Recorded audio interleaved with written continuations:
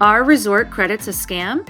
Well, in this video from 3 Days and Trace Noches, I'm going to tell you exactly what resort credits are, and usually what you can use them for, and why I do consider resort credits a scam. And if you're new to this channel, 3 Days and Trace Noches is not a travel vlog or a travel agency, so we're not trying to sell you anything. We're just bringing you real, honest information so that you can book the best vacation for you and your family. So let's talk resort credits. What are resort credits? And they are exactly what they say. There are credits that are usually given in a dollar amount that you can use at the resort. And usually I see resorts using the resort credit tactic in a couple ways. So the first way is as a booking incentive. So they try to fill those non-peak times, offer you more resort credits, maybe try to get you to stay longer or upgrade. The second way is to get you to go on a timeshare tour. So they offer really large resort credits to go on timeshare tours.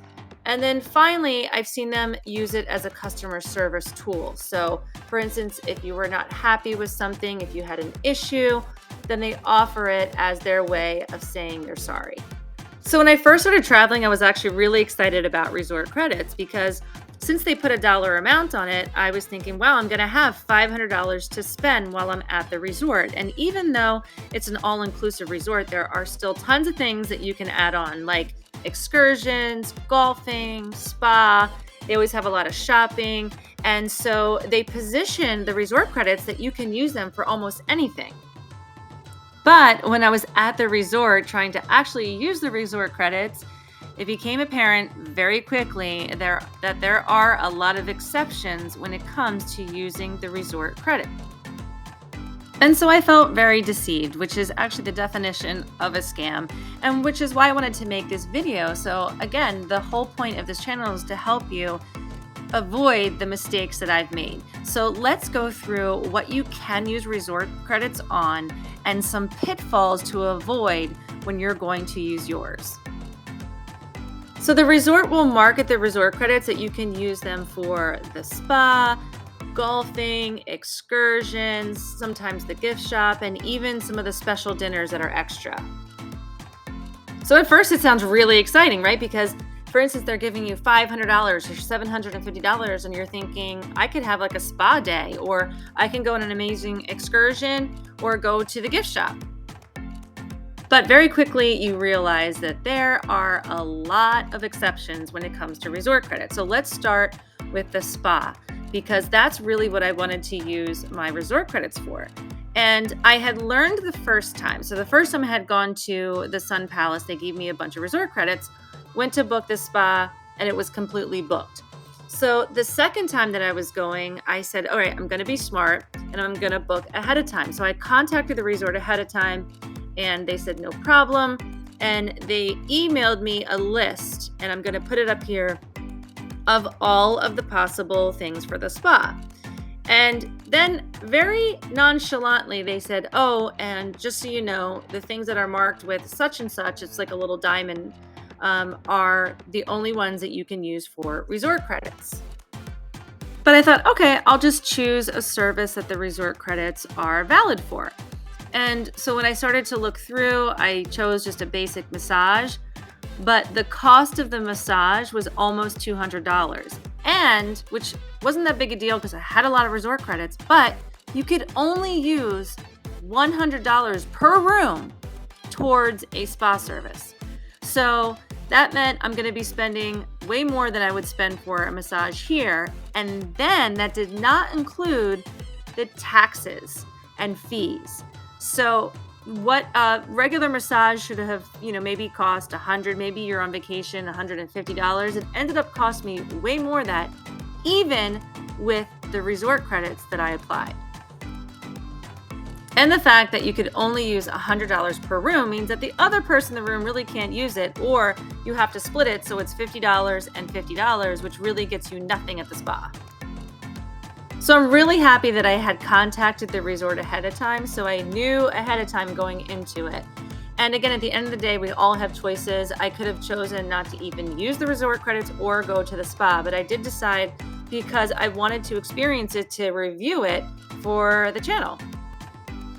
Now for the excursions, I think that's a better way to go when you're applying your resort credits. And but it's the same in terms of there's only certain excursions that you can use resort credits for. And of course, it wasn't for any tours that I wanted to go on. So I ended up booking a different tour. But you could apply resort credits, and they didn't have any limits when I was there. Again, every resort is different when it comes to resort credits. So the point of this video is to make you aware so that you know ahead of time going into it, and that you do your research so that you're not upset when you get there thinking, oh, I have $1,000 in resort credits that I can do all this stuff with, and because you still end up spending money. For the excursion, you still had to pay the taxes and fees. So for instance, if it was $125 a person and you decided to put $125 towards that of resort credits for you, you still have to pay the taxes and fees, which usually amounted to about $50, $60, which actually isn't a bad deal. So I would say the resort credits are best used for excursions. But again, every resort is different. We were staying at the Palace Resorts. So I would love to hear your experience if you have experience with other properties that are using resort credits and if there were different rules and regulations. And for golf, it's very similar, although I didn't play golf. You still have to pay for the card fee. You can only go certain times. So it's not like you're getting a free golf game like they may have marketed it. So let's go to the gift shop. And I think this one really irritated me the most because there was literally only 5 things that you could apply resort credits for in this huge gift shop. Or if you went over to where the jewelry and the sunglasses were, you got a discount. But basically what they did was they just marked everything up, and then you were able to use $50 of resort credit. So basically what they do is they get you in the gift shop and they get you in the jewelry store. So they get you through the doors with these resort credits, hoping that you're going to end up spending a lot more money. Or maybe you're like me and you would have never set foot into the gift shop if you didn't think you had a bunch of resort credits that you had to spend. So it felt very confusing, it felt very deceptive, and I just think it's a practice to get you to spend money, obviously more money, get you in the gift shop and get you buying things.